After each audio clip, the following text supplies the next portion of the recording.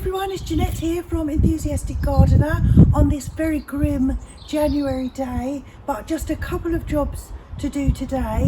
One is I'm just going to trim my bay tree, which is getting a little bit out of shape, and also if you look at the base you'll see I have all these suckers.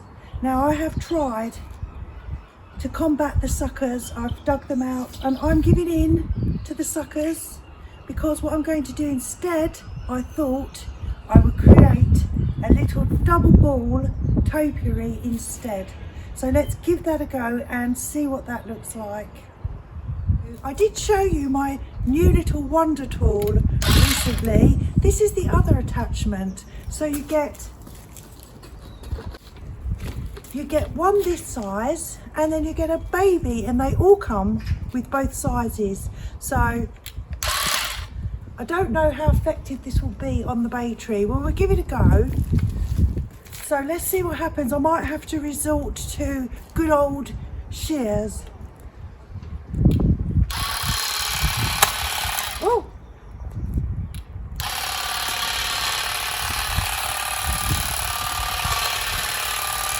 Oh, it smells lovely.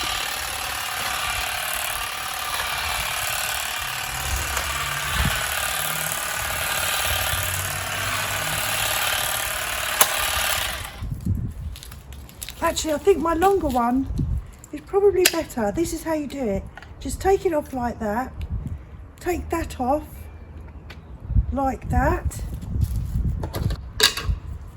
And then you just slot on into the hole the new one. It's chargeable.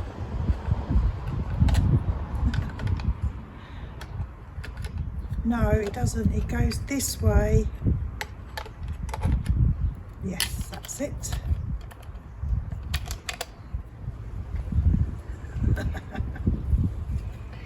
Come on, Jeanette, how difficult can it be? Oh dear. Oh, right, try again. Slots in there like that, and then this piece slides along. That's it. No, it's not very successful. I'm going back to the tried and tested shears. You know where you are with shears. It's not the right kind of leaves. You just have to keep standing back.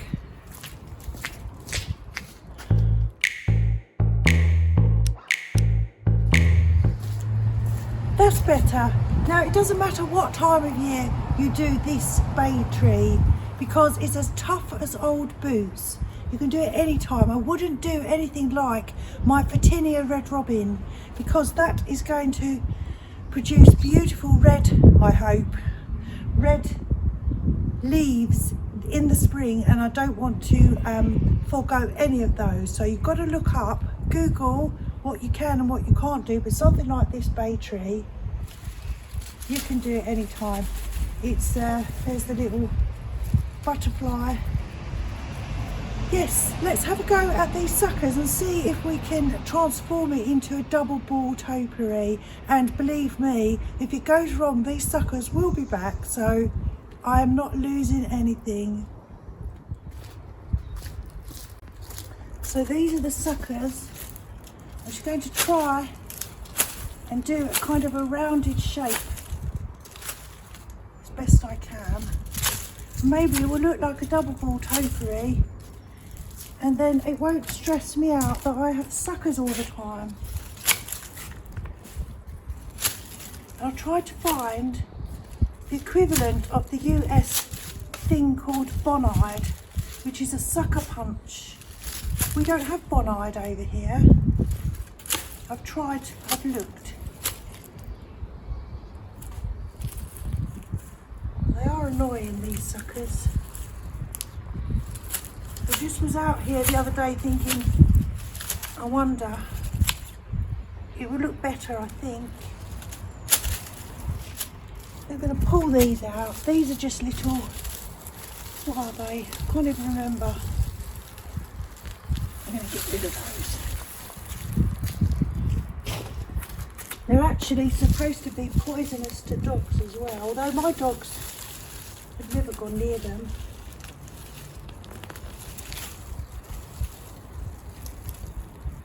But they're not particularly attractive, I don't think.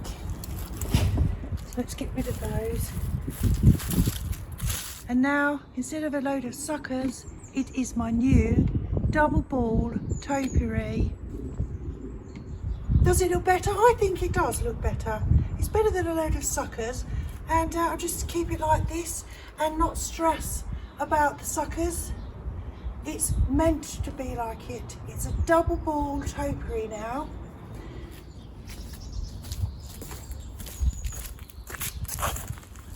The next contender, now this should be fine with this because as you can see, it is my yew tree, my out of shape yew tree. Let's give it a go.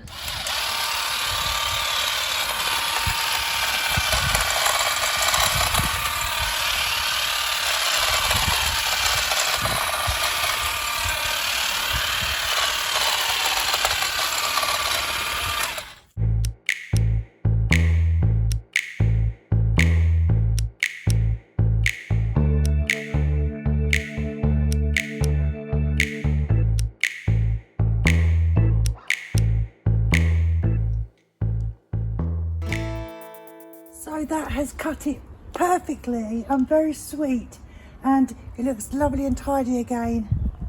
It does grow very quickly, so it soon sprout up.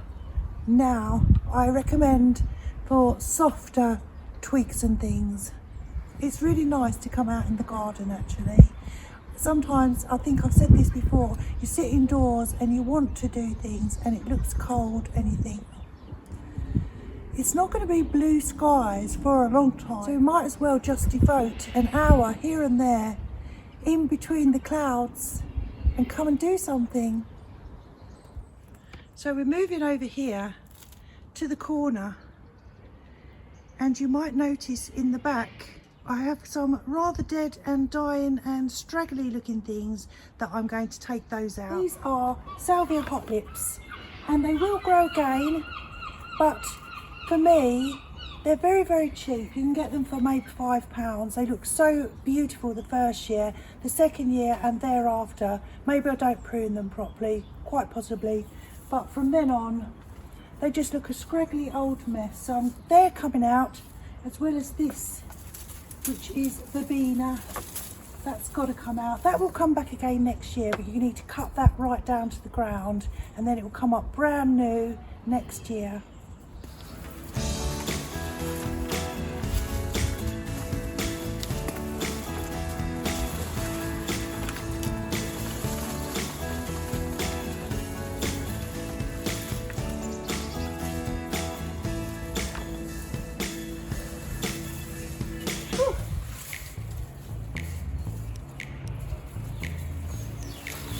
That's the Hotlips gone. Let's just get rid of the Verbena. I'll just cut the Verbena right down to the ground.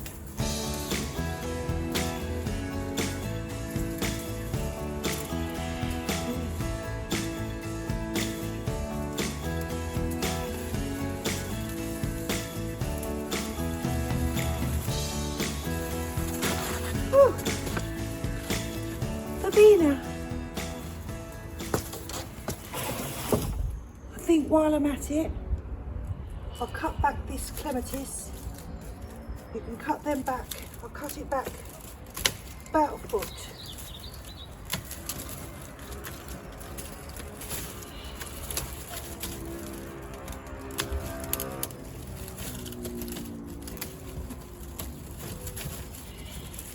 These trellises, we put these in I think nearly 2 years ago and they looked beautiful, but they're beginning to, they just kind of willow I think. Got them from Amazon. They weren't expensive, but they're beginning to rot, I've noticed. So I'm not sure how much longer they are going to last. Well, I've seen some really beautiful ones. The ones that the type that Laura has on Garden Answer, right outside her kitchen door to the left. They're kind of big metal, well, they're much bigger than these, but something like that will last forever. So it may cost more money. I tend to go for the cheap things. It may last more money, but at the end of the day, you really do get what you pay for. That looks very much tidier. As you can see, what I meant about the, if we look closely, it's beginning to rot. So you really do get what you pay for in life. So I'll have a think about what to do about the trellis. Could give them a quick lick of paint just for one more year. Probably end up doing that. And think about it anyway. Anyway, next job. I'm taking off these hydrangea blooms. As I said before, some people like them, I don't like them. So they're all coming off. And I'm just cutting anywhere at the moment. This is not their proper prune. In their prune that they have in the spring, they will be cut down. When the leaf buds, when you start seeing the leaf buds shoot a little bit bigger, and you can tell where they are, that is the time that you can start cutting them properly. But at the moment,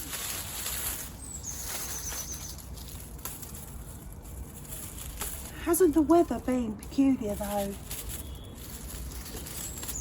Everywhere I think it's very mild and very unusual, and I think gardeners notice it more than anyone else, because things are doing what they're not supposed to.